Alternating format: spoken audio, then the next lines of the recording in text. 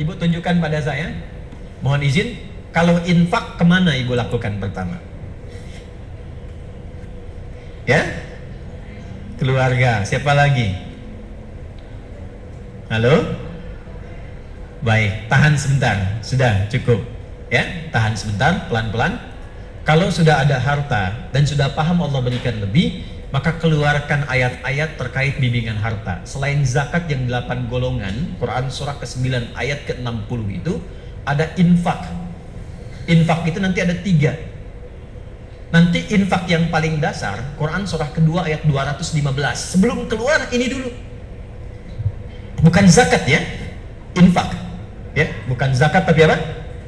Quran surah kedua ayat 215. Yas'alunaka madza yunfiqun. Mereka bertanya padamu Muhammad SAW, apa yang harus diinfakkan dan kemana disalurkan? Perhatikan jawabannya. Qul ma anfaqtum min khair falil walidain. Katakan, sampaikan Muhammad SAW, kalau ada yang mau infak, pertama siapkan yang terbaik untuk diinfakkan. Siapkan yang kalau mau ngasih pakaian, pakaian yang baik. Ngasih makanan, makanan yang baik. Jangan makanan lihat pun sudah nggak enak diserahkan ke orang. Jelas? Ibu punya 100.000 yang bagus sekali, segar, tek masih bunyi.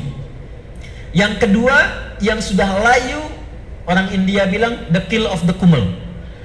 Ya? Tiba-tiba mau infak, yang dikasih itu yang bagus, yang jelek. Oke? Nah, kaidah Quran mengatakan berikan yang bagus. Tapi poinnya bukan itu. Kemana diberikan? Ternyata yang pertama diinfaki itu orang tua. Orang tua tidak menerima zakat, ingat. Tidak dizakati. Sekalipun terlihat orang tua kesulitan dalam ekonomi, maka yang pertama ditanyakan pada diri kita, Anda anaknya kok bisa membiarkan demikian? Jangan pernah menyimpulkan dizakati. Ustaz, ayah saya boleh nggak dizakati? Kan fakir juga. Marah. Kenapa Anda anaknya membiarkan ayahnya fakir? Kenapa Anda biarkan ibu kesulitan? Sementara Allah titipkan pada Anda harta yang berlimpah. Kalau di surat Al-Ahqaf ayat 15 itu sindirannya tajam. Kamu merasa kaya, merasa hebat, merasa sukses. Padahal 70% dari saham kesuksesan itu adalah tangisan ibumu yang saat kamu masih kecil memohon kepada Allah di malam hari. Jangan jadikan anak saya seperti saya, ya Allah. Tinggikan derajatnya, banyakin ilmunya, nyamankan tidurnya. Padahal bapakmu yang penuh keringatnya itu yang saat mencangkul di sawah, serabutan bekerja. Sekarang kami simpulkan itu karena jasamu, karena kerja kerasmu. Karena itulah ketika seseorang sukses, bahkan usia 40 tahun, itu langsung dibimbing oleh Allah supaya tidak lupa dengan bagian pertama ini. Doanya langsung di Quran surah ke-46 ayat 15. Rabbi auzi'ni an ashkura ni'mataka allati an'amta alayya wa ala walidayya. Itulah sebabnya kenapa orang tua diikutkan di situ. Orang tua sudah meninggal, tidak putus infak.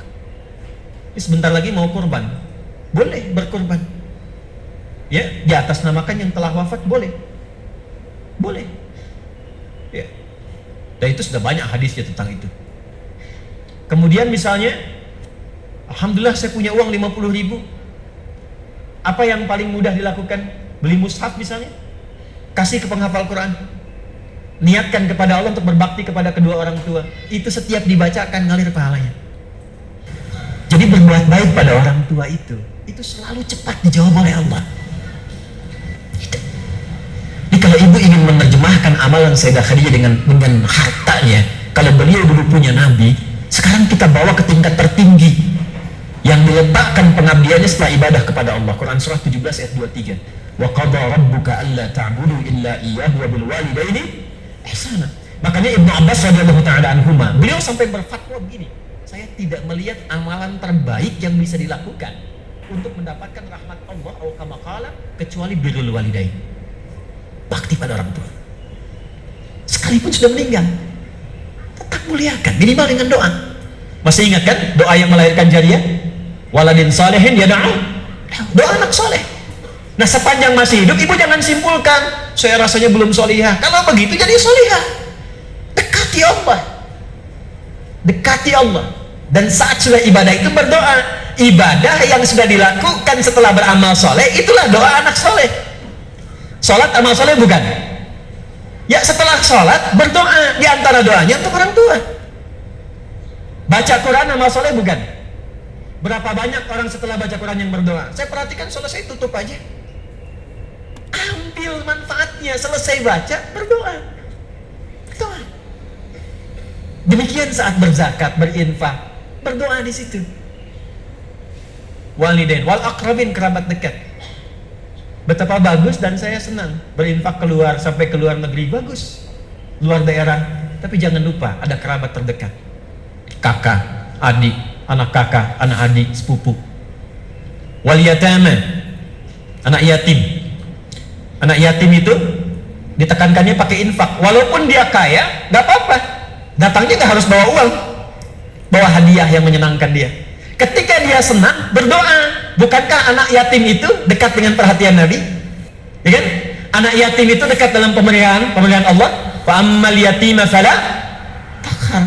Allah perhatikan dia. Jadi kita narik perhatian Allah melalui kebaikan pada anak yatim. Begitu ada harta, kunjungi. Kalaupun saudara meninggalkan yatim, ada anaknya dan dia kaya, gak harus bawa uang. Mungkin 1 juta gak ada apa-apanya buat dia. 1 miliar gak ada harganya karena hartanya triliunan misalnya. Tapi 1 mobil-mobilan mungkin berkesan untuk anak itu. Ketika dia merasa bahagia dan senang, Allah pun memberikan taufiknya dan datang kemuliaannya kepada keluarga itu. Wal masakin, orang miskin. Yang kelima, wabnis sabil, yang kesulitan dalam perjalanan, termasuk itu anak-anak yang sekolah. Kenapa nggak ibu bikin program beasiswa, biaya SPP-nya? Ya, itu tinggi nilai di hadapan Allah Subhanahu wa Ta'ala.